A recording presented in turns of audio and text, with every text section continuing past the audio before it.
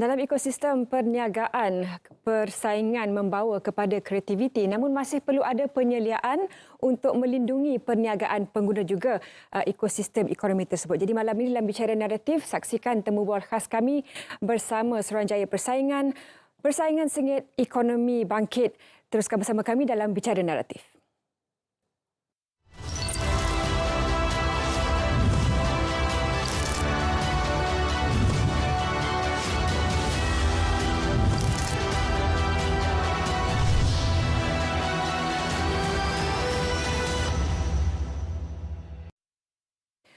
Assalamualaikum, salam sejahtera, salam keluarga Malaysia. Bersama kami malam ini dalam Bicara Naratif seperti yang kami berikan pengenalan di awal tadi tentang bagaimana untuk mengimbangkan persaingan dan juga melindungi pengguna, perniagaan dan juga ekonomi. Malam ini berbesar hati sekali kami dapat berbicara dengan Encik Iskandar Ismail yang merupakan Ketua Pegawai Eksekutif Suruhanjaya Persaingan Malaysia MyCC. Terima kasih sekali lagi ke studio RTM pada kali ini. Banyak sebenarnya yang ditanyakan terutamanya untuk di kalangan masyarakat awam yang ingin mengetahui peranan dan juga apa cabarannya untuk MyCC sendiri dalam memastikan keadilan dan juga kesaksamaan dalam sektor perniagaan, khususnya berkait dengan sektor persaingan. Mungkin Tuan boleh berikan sedikit pengenalan tentang peranan MyCC terlebih dahulu.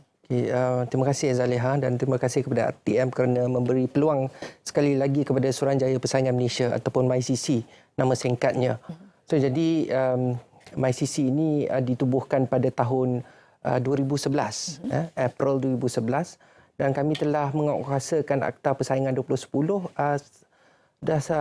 sudah selama 11 tahun hampirnya. Jadi dalam menguatkuasakan Akta Persaingan ni, dia ada dua objektif, ada dua kumpulan di sini. Satu adalah kumpulan pengguna, keduanya adalah pemain-pemain industri. Perlu diimbangi kepentingan mereka di dalam pasaran yang bebas ini. Ya. Satu, kita kena pastikan pengguna sentiasa mempunyai pilihan, apa orang kata, harga yang kompetitif dan kualiti. Ya. Dan pada masa yang sama, kita nak peniaga-peniaga kita ataupun pemain-pemain industri ini sentiasa berinovatif ya, untuk menarik pelanggan mereka. Dan mereka juga perlu menjadi efisien. Dan keusahawanan mereka mesti berterusan.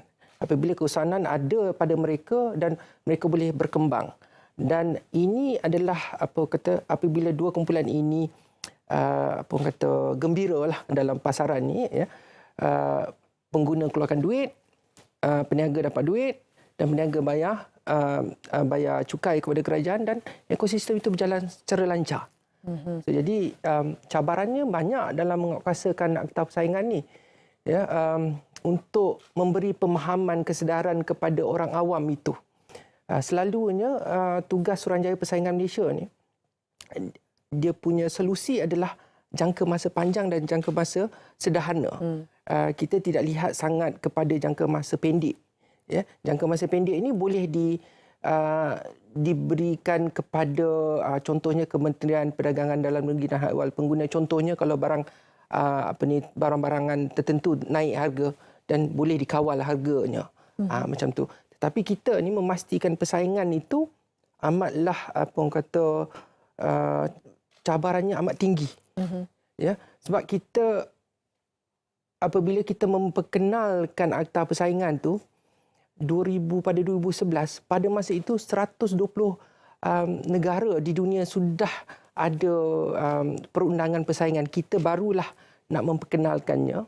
Jadi ia adalah satu elemen yang baru kepada pemain-pemain pasaran untuk memahaminya dan mendalaminya dan mempraktikkannya pada masa yang sama. Realitinya Encik Iskandar, dalam ialah on paper di atas secara konsepnya memang kita mahukan pengguna ada pilihan, peniaga ataupun perniagaan juga memberikan servis ataupun produk yang seadilnya kepada para pengguna. Namun tidak dapat nafikan sekiranya lebih besar suatu syarikat itu, lebih banyak resources, lebih banyak sumber yang mereka ada.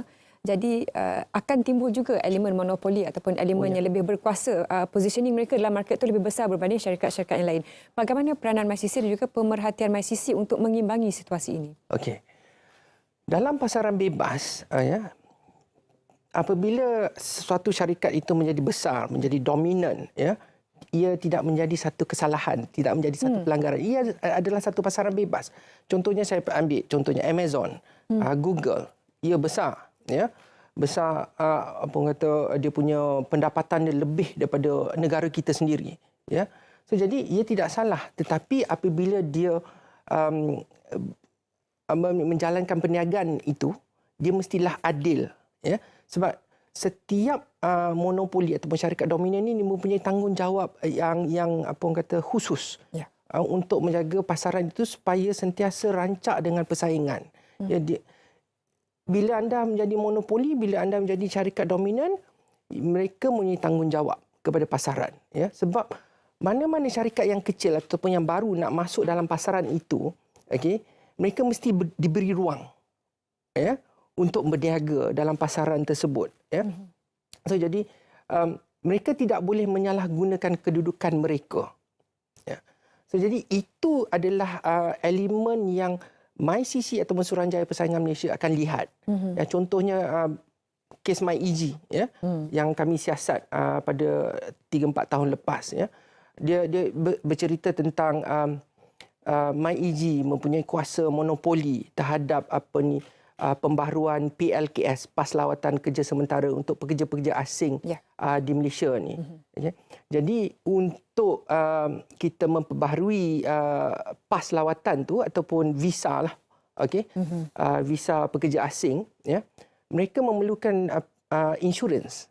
Jadi bila insurans tu ada 3 jenis pada masa itu. So jadi sebelum ianya dibuat secara elektronik oleh MyEG 100%, ya, kita boleh buat melalui kaunter. Jadi kita, mana-mana pekerja ataupun ejen pekerja, dia boleh beli mana-mana insurans daripada syarikat asing mana-mana. Syarikat insurans, ya. Syarikat insurans mana-mana di Malaysia. Ada lebih 20 lagi, Zaliha, di Malaysia ni. So, jadi mereka boleh beli daripada Loanpack, Great Eastern dan sebagainya. Siapa saja yang bagi offer terbaik. Ya, betul. Itu adalah persaingan, ya. So jadi, tetapi apabila mereka mengambil alih, ya, pembaharuan PLKS ni, mereka menetapkan hanya RHB Insurance pada mulanya.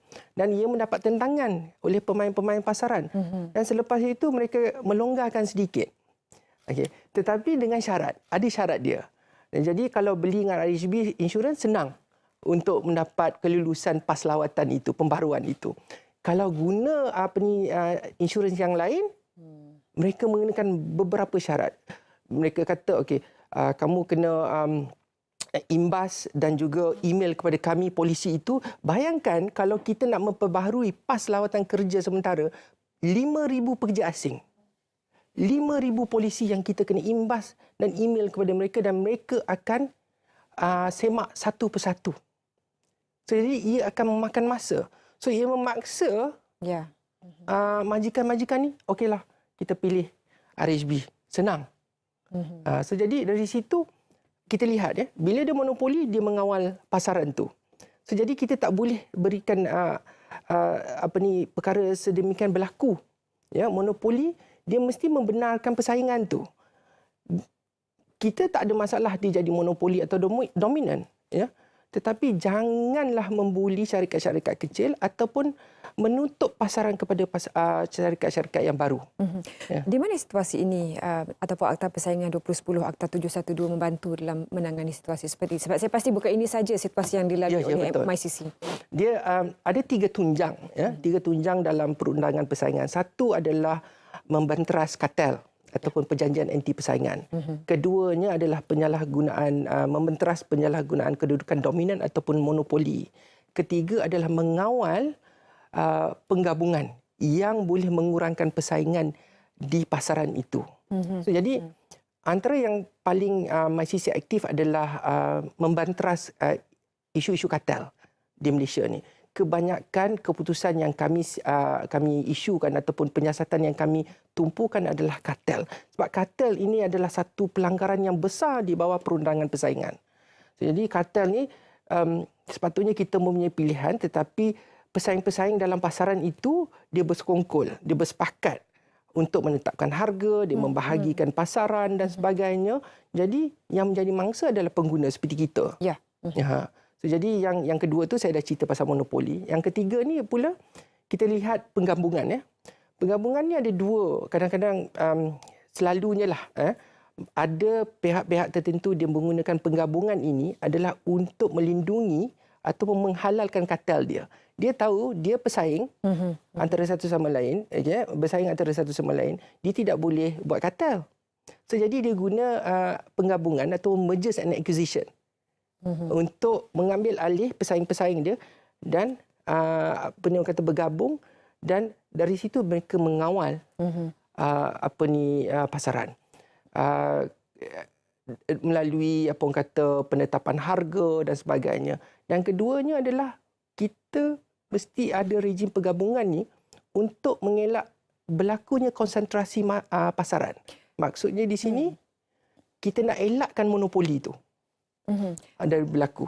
Rejim penggabungan, sebenarnya Encik Iskandar juga pernah berkatakan tidak lama dahulu di Malaysia kita saja di Asia Tenggara yang tidak ada rejim penggabungan. Kita seorang saja. Negara-negara lain seperti Laos ada, Myanmar ada. Kita sekarang ni setaraf negara Tonga, Rwanda yang tidak mempunyai rejim penggabungan. Ya. Dari 140 negara yang mempunyai perundangan persaingan pada masa sekarang, hanya lebih kurang 20 saja yang di luar sana, termasuk Malaysia, yang tidak mempunyai rejim penggabungan. Ini adalah elemen ketiga yang perlu, boleh saya katakan ia adalah tunjang kepada perundangan persaingan. Ya, kalau kartel dengan penyalahgunaan kedudukan dominan atau monopoli itu adalah di mana tindakan yang kita boleh ambil selepas ianya berlaku. Tetapi kalau rejim penggabungan ni kita ambil tindakan sebelum dia berlaku. Apakah perlu ada langkah perundangan untuk intervensi bila mana sekiranya mereka telah bergabung, boleh diperintahkan supaya jangan bergabung, pecahkan semula gabungan tersebut? Ya, betul. Memang betul. So, jadi mereka kalau dalam mana-mana rejim penggabungan di dunia ini, apabila penggabungan itu melepasi satu nilai, ya, contohnya kita ambil 200 juta, ya, contoh. So, jadi mereka, pihak-pihak yang nak bergabung ni perlu datang kepada Suruhanjaya Persaingan Malaysia, meminta kebenaran. Tetapi kita semak dulu.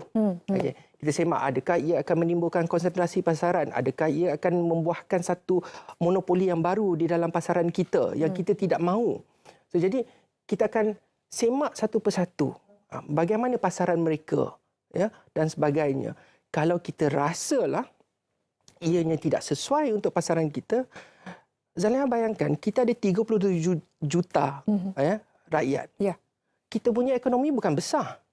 Seperti contohnya ambil Indonesia cukuplah, ataupun 10 kali ganda ataupun Afrika Selatan. Ya. Ya, lebih besar daripada kita, ya. Populasi mereka pula beratus juta. Kita 37 juta. Ya. So, jadi permintaan domestik kita dah lah kecil.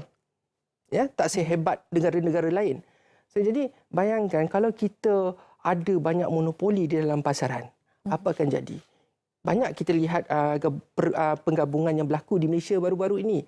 Kalau Zaliha perasan, contohnya Uber dengan Grab, contohnya Lafaz Holcim syarikat Simin bergabung dengan YTL Simin. Kita lihat Lotus dengan Tesco bergabung dan sebagainya. Banyak lagi. Bukan saya katakan penggabungan mereka tidak bagus, tetapi konsentrasi itu sudah ada, sudah nampak.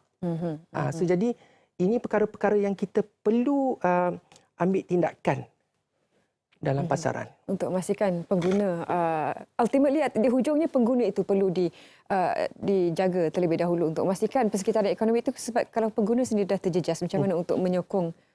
Okey, saya nak perbetulkan sedikit. Ya. Memang pengguna adalah salah satu objektif kita. Kita nak melindungi pengguna, ya. Tetapi yang kita nak jaga adalah proses persaingan itu sendiri. Ya. Kita nak sentiasa persaingan itu rancak, hidup. Ya. Jadi apabila proses persaingan itu hidup, ia akan memberi kesan impak yang baik bukan sahaja kepada pengguna tetapi juga kepada peniaga-peniaga. Ya. Ya. Kita mahukan pertumbuhan ekonomi, ya, yang sentiasa dinamik, sentiasa terbuka dan yang boleh menarik pelaburan dan sebagainya. Dan kalau Zaliha tahu dalam RCEP, dia ada satu klausa ya yang mengatakan secara khusus setiap negara yang menandatangani RCEP itu perlu mempunyai agensi persaingan. Syarat utama, salah satu syarat utama RCEP. So bayangkan betapa pentingnya perundangan persaingan itu. Dan ratifikasi itu bukan satu yang paling lama sekali sebenarnya untuk dicapai persetujuan. Kita ingin tanyakan kepada Cik Iskandar juga selepas ini, apakah ada kesan perbezaan antara dominasi, monopoli dan juga kartel, dan apakah antara cabaran dilalui oleh MyCC untuk menangani situasi ini. Teruskan bersama kami dalam Bicara Naratif, kami kembali selepas ini.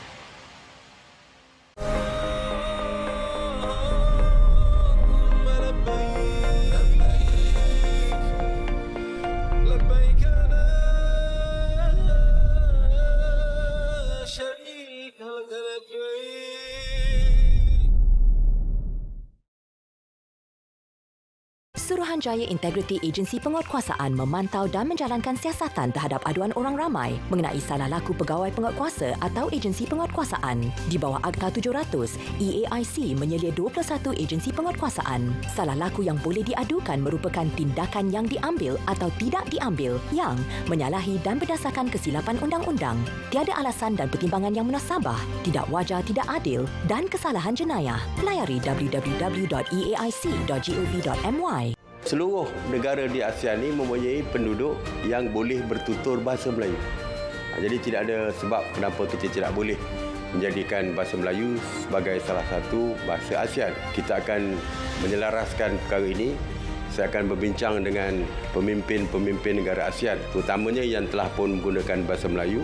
Saya akan bincang mereka supaya bersetuju untuk menjadikan bahasa Melayu sebagai bahasa kedua ASEAN, dan selepas itu akan berbincang dengan pemimpin-pemimpin negara-negara lain yang mempunyai penduduk yang menggunakan bahasa Melayu.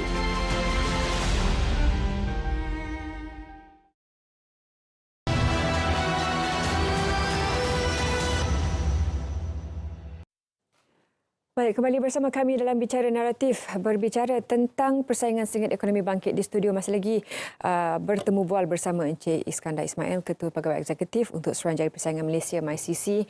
Encik Iskandar, ramai juga yang ingin bertanyakan lebih penjelasan. Apakah ada perbezaan dari segi pendekatan undang-undang itu ataupun sebarang tindakan ataupun saranan oleh MyCC bila dibandingkan di antara kartel dan juga monopoli? Oh ya, ada. Okay, kita kena faham ya apa maksud kartel ataupun perjanjian anti persaingan ni. Bila perjanjian anti persaingan ni berlaku di mana sekumpulan ya pesaing-pesaing di dalam pasaran tu. Contoh kita ambil kasut lah yang senang.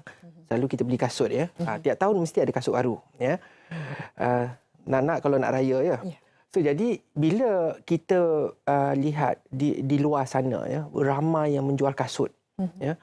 Jadi tiba-tiba selalunya kita dapat harga di antara contohnya daripada 100 hingga 200 ringgit sepasang kasut kulit ya. So jadi tiba-tiba harga semua menjadi 300 minima untuk kasut-kasut kulit. Contohnya di kawasan Kuala Lumpur saja. Ya. Dan kita tahu Kuala Lumpur ni adalah pusat membeli belah negara. Ya. So, jadi di situ apabila disiasat, ada pesaing-pesaing yang terdiri daripada syarikat-syarikat kasut telah bersepakat secara sulit untuk menetapkan harga minimah kasut kulit. Jadi apa kesannya kepada pengguna? Pengguna tiada pilihan. Dia mesti membayar 100 lebih. Selalunya paling tinggi 200. Ya. Jadi mereka terpaksa membayar apa orang kata lebih. Kalau dalam peribahasa bahasa Inggeris, dia bersamaan orang kata daylight robbery. Oh, ya, daylight robbery ya. So jadi ini tidak adil kepada pengguna-pengguna. So jadi MyCC ni kalaulah menyiasat ya syarikat-syarikat kasut yang bersekongkol yang dalam kartel ni, contohnya ada 30 di Kuala Lumpur. 30 tu kami kena siasat. Itu siasatan untuk kartel. Ya. Kalau 50 seperti contoh dalam beberapa siasatan kami yang sekarang kami jalankan untuk kartel tipuan bida pula dalam perolehan kerajaan. Ia melibatkan 50 hingga 100 syarikat.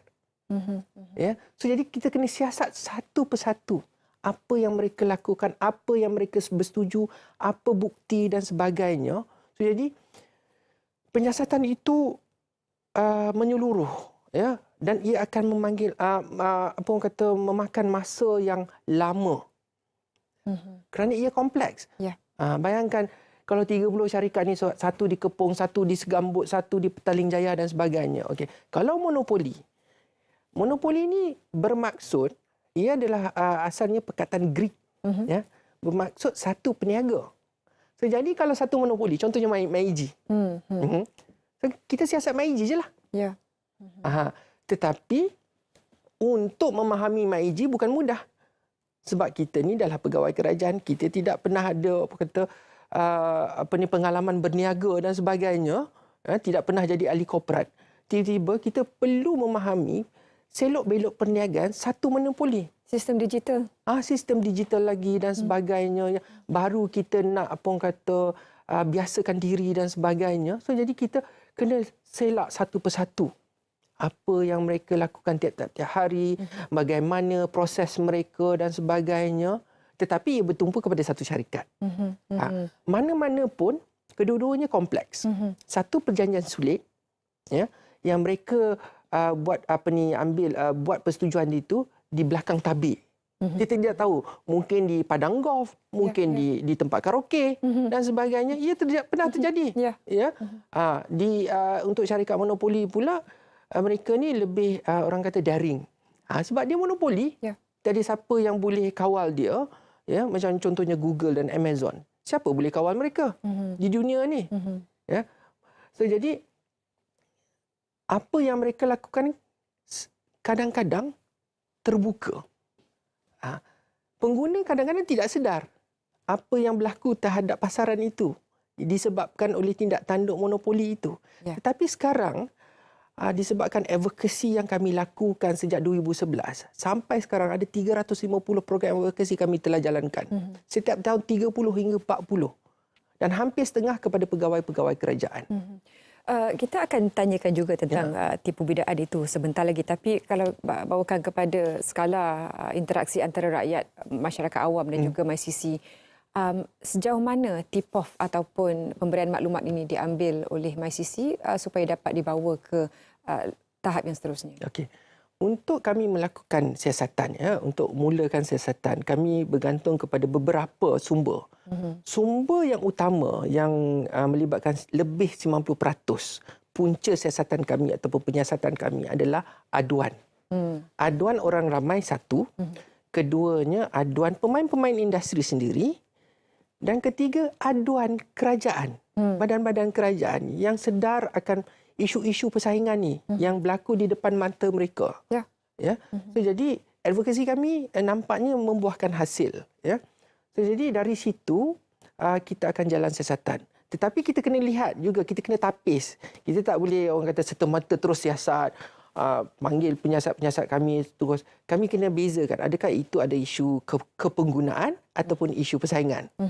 Adakah ianya di bawah bidang kuasa sektor regulator yang lain ataupun badan pengawas sedia, contohnya MCMC ataupun MEFCOM dan sebagainya. Macam contoh baru-baru ni isu penerbangan, tiket penerbangan tiba-tiba yang melonjak naik itu. Mereka sangkakan MyCC, isu MyCC, tetapi tidak, ianya isu MEFCOM. Kerana MEFCOM diberi kuasa dalam isu persaingan industri penerbangan. So, jadi mereka ambil alih semuanya tu. Tetapi yang industri-industri lain di Malaysia ni yang daripada pertanian, daripada orang kata kasut lah, sos cili ke apa ke ayam ke dan sebagainya. Kekurangan ayam dan telur baru-baru ini. Ya. So, jadi ia jatuh di bawah MyCC dalam isu persaingan ya. Kalau isu kepenggunaan, contohnya dia tidak letak tanda harga dan sebagainya, itu Kabinet NCP. Dan sejauh mana sebenarnya autoriti ataupun kuasa yang diberikan kepada Suruhanjaya? Sebab kita tahu walaupun Suruhanjaya itu satu badan yang bebas, mungkin kadang-kadang ada juga certain quarters yang mempunyai pengaruh ke atas keputusan ini. Jadi bagaimana pengalaman Encik Iskandar sendiri untuk memastikan Suruhanjaya diberikan mandat tetapi dapat juga kuasa sepenuhnya untuk mengembalikan keseimbangan tersebut? Setakat ni alhamdulillah saya sertai perkhidmatan MyCC sejak 2013. Okey. Saya bermula sebagai pengarah penyiasatan. Dan sekarang saya alhamdulillah dinaikkan pangkat dan dari situ saya perhatikan dari dulu ya, di bawah Akta Persaingan Parlimen telah memberikan kuasa kepada MyCC untuk dijadikan satu badan separah kehakiman. Ini unik daripada yang lain. Contoh kita ambil SPRM ya, ataupun polis lah, yang biasa kita dah biasa di muka-muka media dan sebagainya kita tahu. Mereka akan menjalankan penyiasatan. Ya, itu satu badan, si SPRM ataupun polis. Ya.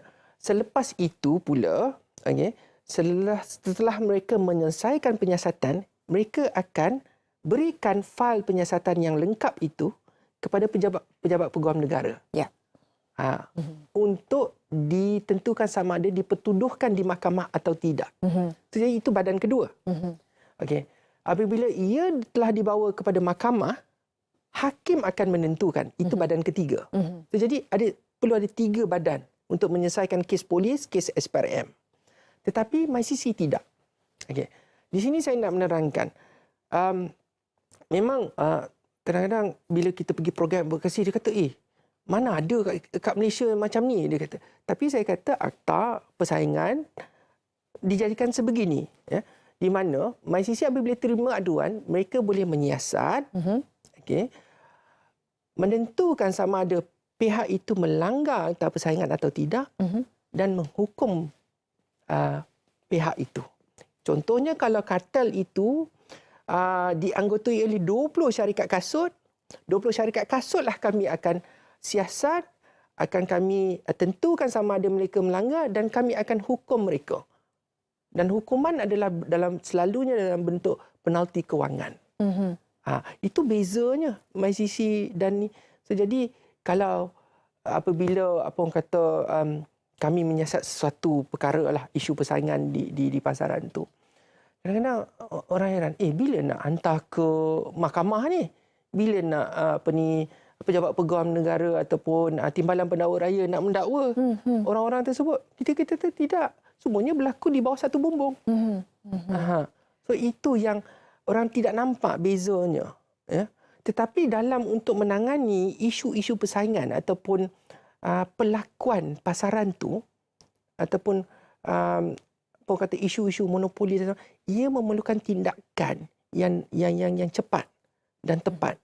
So, jadi kami ni kena ingat juga perundangan persaingan ni bertunjangkan kepada prinsip ekonomi. So, jadi dia lain, pendekatannya lain.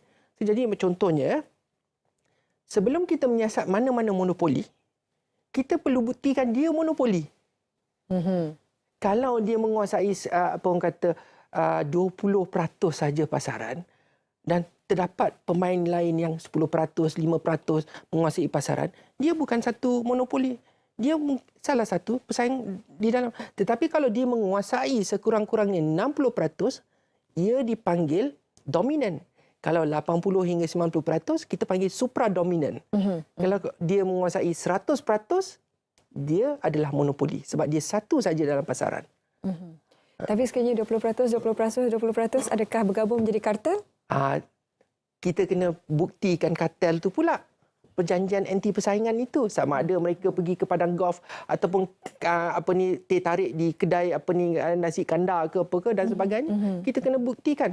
Macam kes baru-baru ni kami keluarkan keputusan kartel Roro di Langkawi. Ya. Roro di Langkawi. Kami dapati bahawa 3 syarikat Roro di Langkawi ni telah mendandatangani MOU. MOU, mereka kata okey, kita bersetuju untuk menaikkan harga tambang kereta dan kenderaan yang berlayar daripada Kuala Kedah ke Langkawi dan Langkawi ke Kuala Kedah pada tahap tertentu. Apabila kami sebut mereka, kami jumpa perjanjian itu. Atas sebab dasar itulah kami mengenakan denda 2.2 juta. Tak banyak tu Zaliha. Ya, sebenarnya sepatutnya mereka kena 4.4 juta.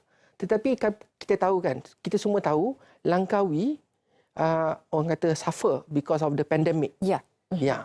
Dia tiada kata turis ataupun pelancong selama 2 tahun. Jadi kita tak adalah nak sampai buatkan syarikat tu bankrupt pula ya, sedapatkan penalti kewangan kita. Ia lebih kepada peringatan. Ya. Ya, orang kata slap on the wrist. Walaupun tidak begitu ideal, tetapi nampak tindakan dilakukan di situ. Sekembalinya nanti kita ingin juga tanyakan tentang pekeliling integriti dalam perolehan awam PK 1.6 bersama Encik Iskandar Ismail sebentar lagi. Jadi sekiranya anda punya sebarang soalan boleh hantarkan kepada laman Facebook kami untuk kami ajukan kepada tamu di studio. Kita berehat seketika, kembali bersama kami selepas ini dalam Bicara Naratif.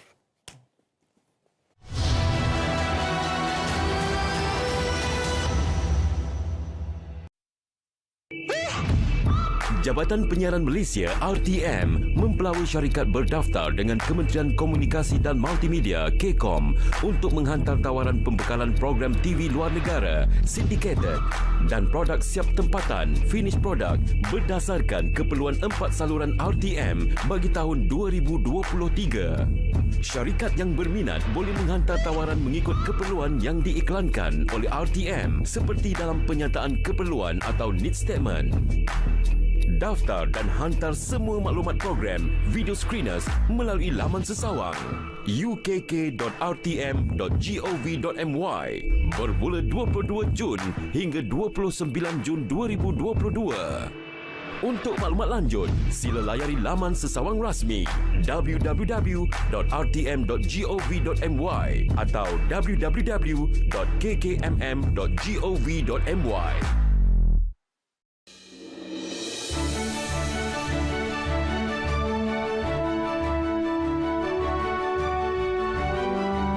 Menolong kita lah, rakyat yang sekarang ni banyak yang terkesan kan. Pengurusan kerajaan ni bagus. Kalau tak naik tu, banyak highway user boleh makan wang lah. Tol tu dikurangkan rasanya lega sikit lah sebab belanjaan tu atas barang dah naik. So tol kurang, okey dah tu kan, seimbang. Terima kasihlah pada kerajaan sebab tak naikkan kenaikan tol. Sebabnya dia banyak membantu khususnya kepada golongan yang pendapatan rendah lah. Senang juga untuk semua pengguna kan, sebab bukan semua kaya kan.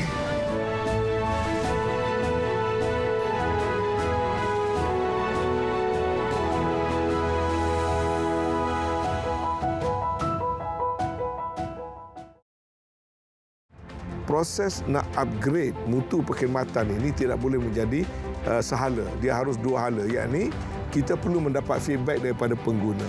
Dan feedback itu mesti datang dengan cepat supaya tindak balas untuk melakukan upgrading juga cepat. Lalu kita melancarkan jendela map. Melalui jendela map, rakyat dan masyarakat yang mempunyai aduan tentang pengalaman mereka berhubung dengan konektiviti dalam kawasan mereka boleh memasukkan data-data secara online. Dan dengan cara demikian MCMC ataupun Suruhanjaya Komunikasi dan Multimedia akan membuat pemantauan kerana kita perlu pula berhubung dengan syarikat-syarikat telco yang menyediakan perkhidmatan untuk turun ke lapangan memperbaiki mutu perkhidmatan di mana kita mendapat crowdsourcing information tadi. Jadi proses ini saya perlu rakyatkan, musyarakatkan supaya semua orang faham rancangan yang dijalankan.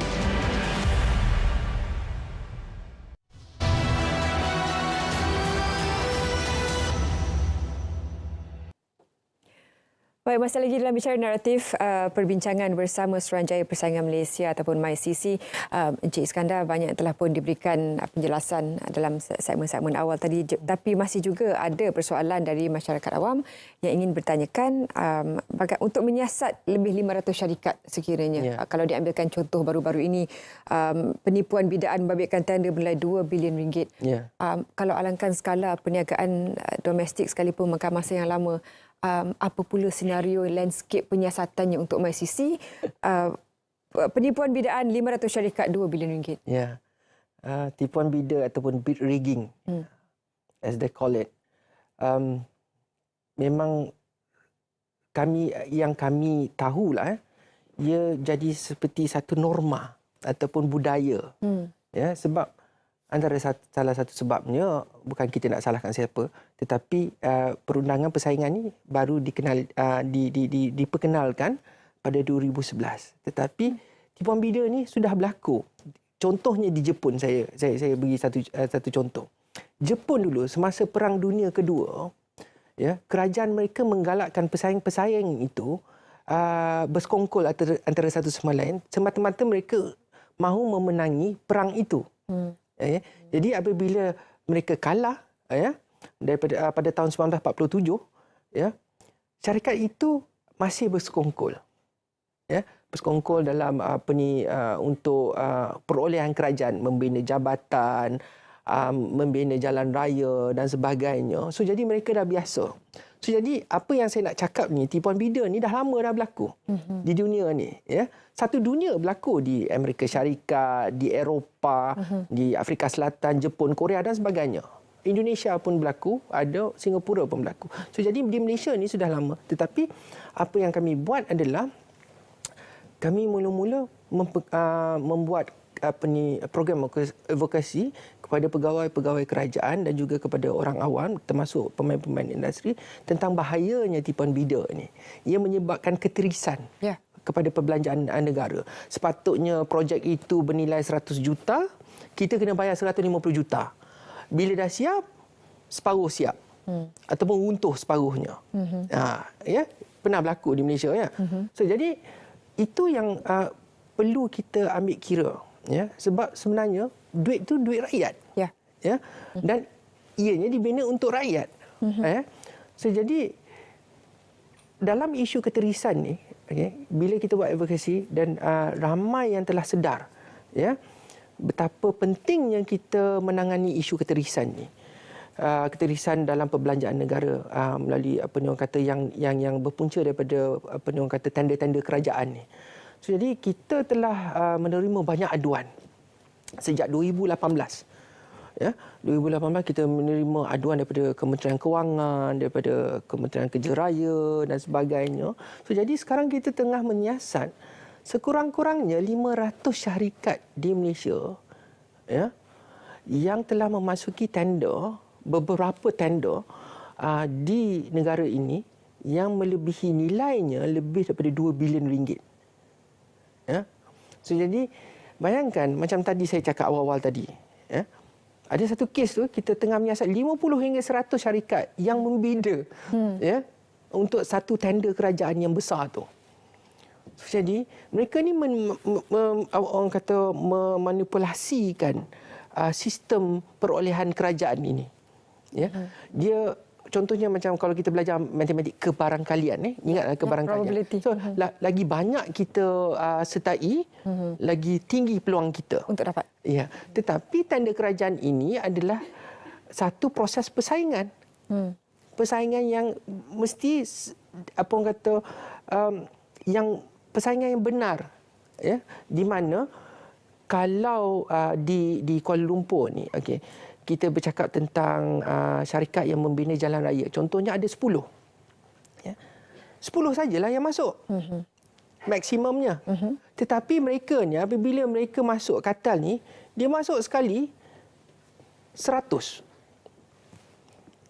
Supaya mereka mempunyai peluang yang lebih tinggi. Tetapi padahal dalam aktiviti tipuan bida ni, dia membuat satu ilusi di mana harga mereka yang terendah.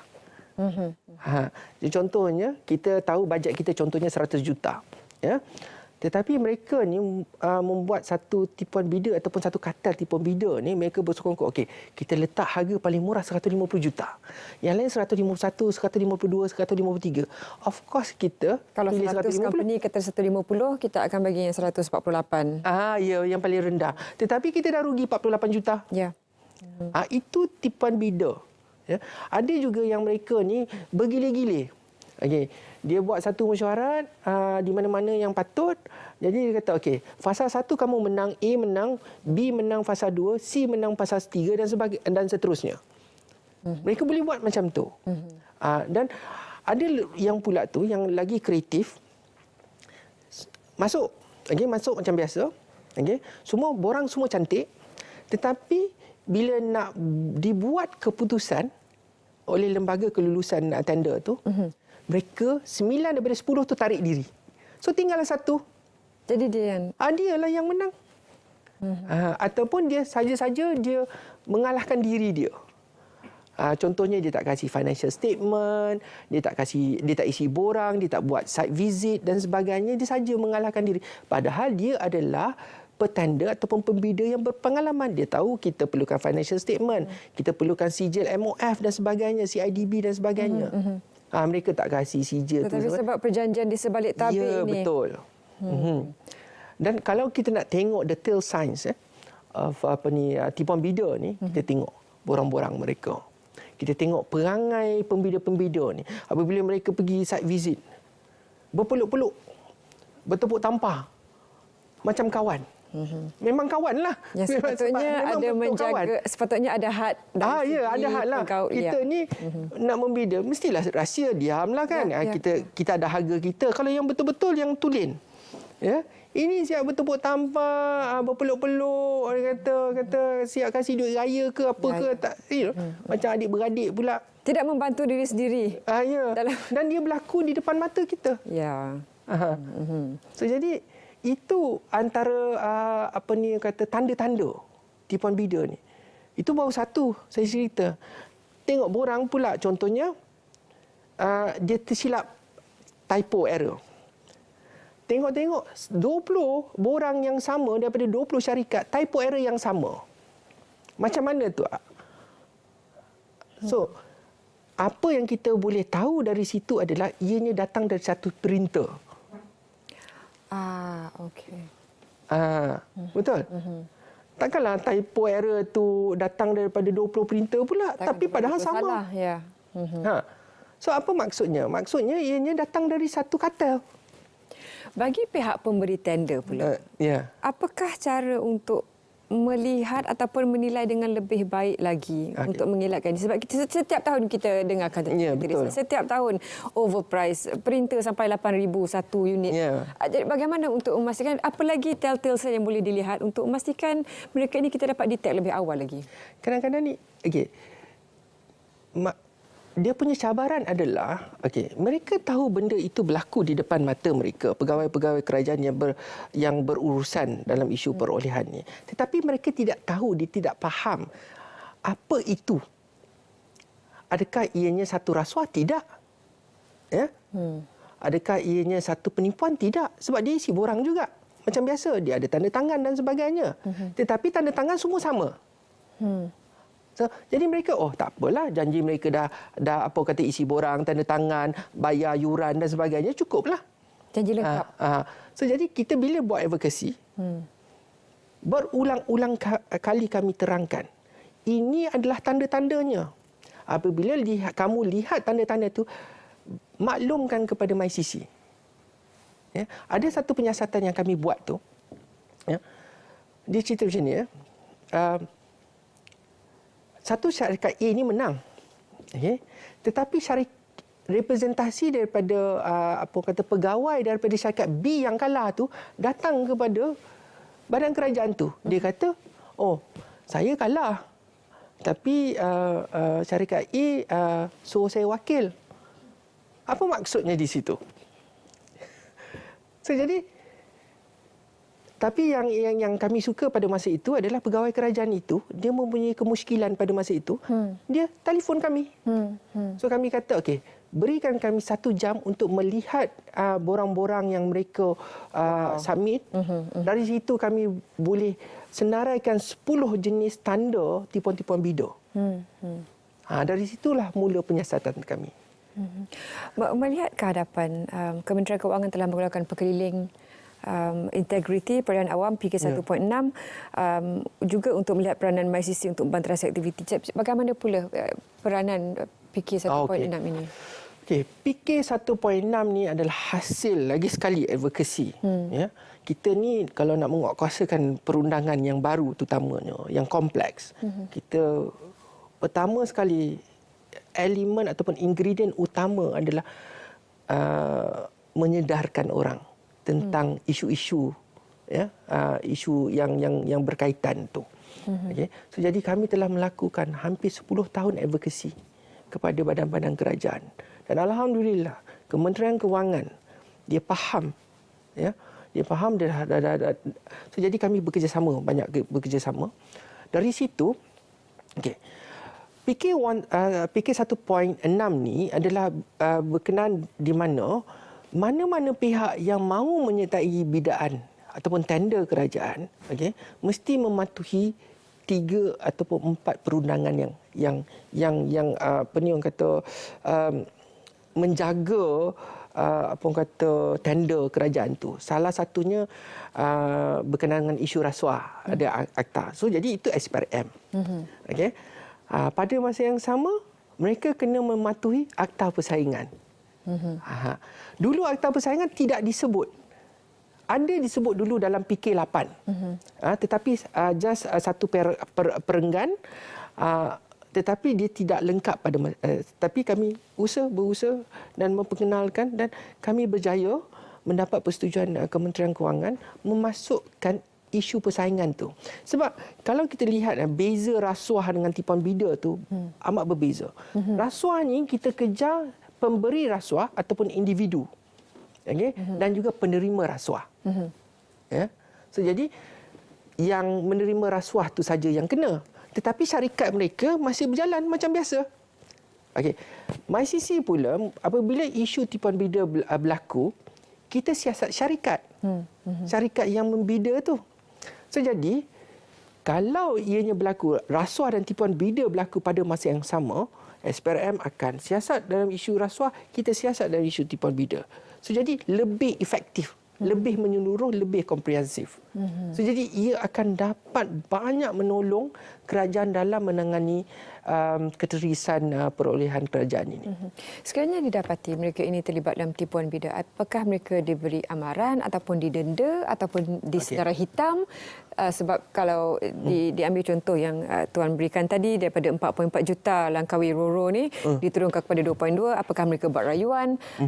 Sekiranya sesuatu keputusan itu telah dibuat, di mana pula posisi mereka untuk... Okay, dia ada sampang dua mata di sini. Satu, mereka perlu mematuhi undang-undang itu sendiri. Ya, Akta Anti Pencegahan Rasuah, Akta Persaingan 2010, Akta Rahsia Rasmi mereka perlu patuhi. Ya. Contoh 3 akta yang disebut dalam PK 1.6 ni. Ya. So, jadi pada masa yang sama, perkeliling itu menetapkan bagaimana mereka boleh masuk dalam tender tu, macam mana proses yang perlu mereka lalui. Bila masuk tender kerajaan tu, bukan saja mereka kena menandatangani integrity pact berkenaan rasuah, tetapi berkenaan dengan isu tipuan bidar juga. So, jadi kalaulah badan kerajaan tu nampak ada elemen-elemen tipuan bidar, dia boleh mengenepikan petanda tu dulu. Ya. Dan pada masa itu dia akan melaporkan kepada MyCC. Dan dari situ MyCC masuk. Baik. Apabila dia dibuktikan apa orang kata memang betul melanggar akta persaingan tipuan bidar, melalui PK8 dibaca bersama PK8 dan PK 1.6, okey. Syarikat itu boleh disenarai hitamkan, diketepikan selama 5 tahun. Okey, baik. 5 tahun bukan senang ya. Dia ada apa orang kata komen-komen yang telah diberikan kepada kami. Dia kata 5 tahun tak cukup. Dia kata kalau boleh lagi lama. Ya. Tetapi ialah dia mesti ada apa orang kata hadnya dan sebagainya lah. Macam contoh kita denda mana-mana syarikat tu maksimumnya 10%. Takkanlah nak 100% sampai mereka bankrupt kan. So, jadi ada dia punya had. Big picture tu, gambaran besar tu masih lagi ada dalam skop penilaian. Kita berehat seketika Encik Iskandar. Sekembalinya nanti ramai ingin lebih tahu tentang usaha advokasi berterusan. Ada acara yang akan berlangsung tidak lama lagi. Dan juga bagaimana peranan MyCC di bawah My Digital. Teruskan bersama kami dalam Bicara Naratif. Kami kembali selepas ini.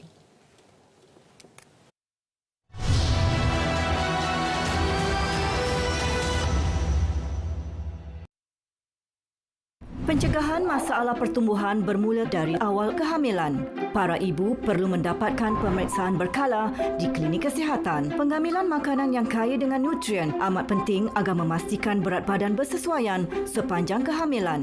Amalan menyusukan anak dengan susu ibu sahaja selama 6 bulan pertama mampu mencegah masalah pertumbuhan. Berikan makanan pelengkap kepada anak seawal usia 6 bulan di samping meneruskan penyusuan ibu sehingga anak berumur 2 tahun. Bawalah anak kita ke klinik kesihatan secara berkala untuk pemeriksaan kesihatan, penilaian pertumbuhan mereka. Sayangi anak kita dengan memberi perhatian kepada pertumbuhan mereka dengan gaya hidup yang sihat dan aktif.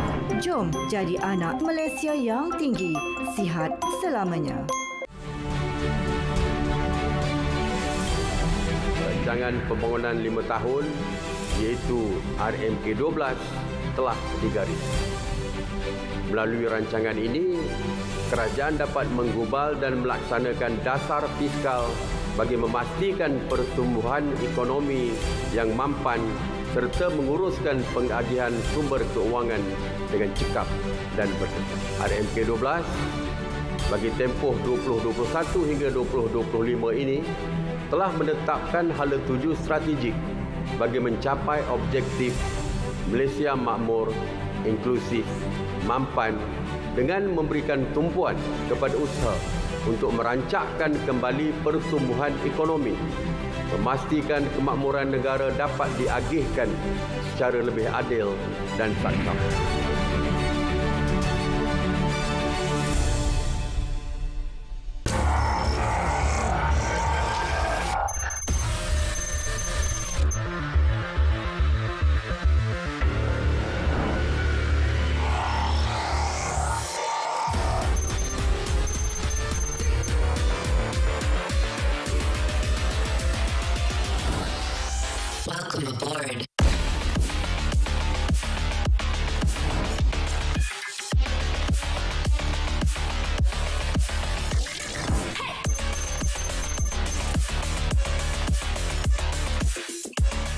Ikuti lebih 500 episod program siaran TV RTM. Muat turun aplikasi RTM Klik sekarang. Tonton secara langsung semua saluran RTM termasuk saluran baru. Berita RTM, sukan RTM dan TV6. Dengarkan lebih 20 saluran radio RTM. Semuanya percuma. RTM, teman setia anda.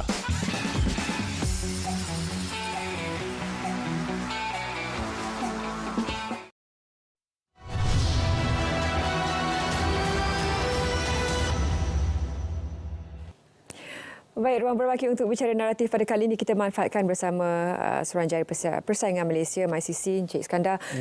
Dalam usaha advokasi ini seperti yang dikatakan lebih 30 aktiviti telah pun diadakan. Bagaimana pula untuk pada masa akan datang ini dan sekiranya diadakan acara-acara ataupun persidangan, siapakah antara peserta ataupun target audience ataupun target partisipan yang terlibat? Kita akan mengadakan satu persidangan perundangan persaingan yang ketiga. Pada 23 hingga 24 Jun di Sunway Resort, Petaling Jaya. Sempat lagi nak mendaftar ya. Kita sasarkan para pengguna, persatuan-persatuan, persatuan profesional, persatuan peniaga-peniaga. Kita sasarkan kepada pemain-pemain industri, badan kerajaan sendiri, akademik, kerana kita mahu perbincangan tentang perundangan persaingan ini sentiasa segar di minda kita. Sebab biasalah manusia mudah lupa. Ya. So, jadi perlu diperingatkan mereka tentang isu-isu persaingan, akta persaingan dan sebagainya. So, jadi untuk persidangan ini, kita ada 3 tema yang kita akan bincangkan. Satu adalah ekonomi digital. Disebabkan pandemik, ramai pengguna, ramai rakyat Malaysia ni sedar betapa pentingnya ekonomi digital ni. Keduanya isu tipuan video yang kita tadi sentuh tadi, dan ketiga adalah rejim pergabungan itu. Jadi kami telah memanggil 30 hingga 40 expert ataupun pakar perundangan persaingan dan pakar industri dan sebagainya daripada dalam dan luar Malaysia. Kita ada Profesor Wich daripada King's College London. Kita ada daripada Encik Ibrahim Bar daripada agensi persaingan di Ireland. Kita ada pakar anti rasuah dari Hong Kong, ICAC. So, jadi kita ada Managing Director Dato' Zain Azhari, Securities Commission dan sebagainya. Peguam-peguam daripada luar negara di Brussels, di Malaysia sendiri dan sebagainya. Ahli akademik. Ya. Saya juga akan menjadi salah seorang panelis. Ya. So, jadi dari situ mereka akan membincangkan satu persatu, akan kupaskan apa yang perlu kita lihat, perlu kita tangani dan sebagainya, dan dia akan memberi tips-tips ya untuk kita maju ke hadapan, untuk merancangkan lagi kita punya ekonomi dan sebagainya. Sebab ketiga-tiga isu ni, ia kalau dapat ditangani macam tipuan bida dan rejim pergabungan ni dapat diperkenalkan dan ekonomi digital kita rancak dan tiada isu persaingan, saya jamin ekonomi negara akan bertambah maju, berdaya saing dan akan dicemburui oleh banyak negara. Apa yang melambatkan anti pergabungan ini? Dia macam ni. Dia apabila undang-undang itu diperkenalkan, kerajaan telah mengambil approach di mana ini tidak perlu diperkenalkan sekarang. Ya. Singapura memperkenalkan rejim pergabungan 5 tahun selepas itu. Eropah memperkenalkan 30 tahun selepas perubahan mereka. Tidak semestinya terus. Ya. Tarikh 23-24? 23 hingga 24, sila pergi ke laman web kami www.mycc.gov.my. Boleh daftar di situ dan sebagainya. Baik. Terima kasih Encik Iskandar. Terima kasih kerana sudi bersama kami. Saya pasti perbincangan ini akan kami bawakan untuk siaran-siaran seterusnya. Dan untuk itu, sekian saja dari kami Bicara Naratif, dan bagi pihak penerbit Raja Hasmarani Raja Ismail dan semua kru Bicara Naratif, terima kasih kerana mengikuti siaran kami. Kita jumpa lagi untuk siaran yang seterusnya. Teruskan menonton TV1 untuk lebih banyak program hebat selepas ini. Assalamualaikum. Salam.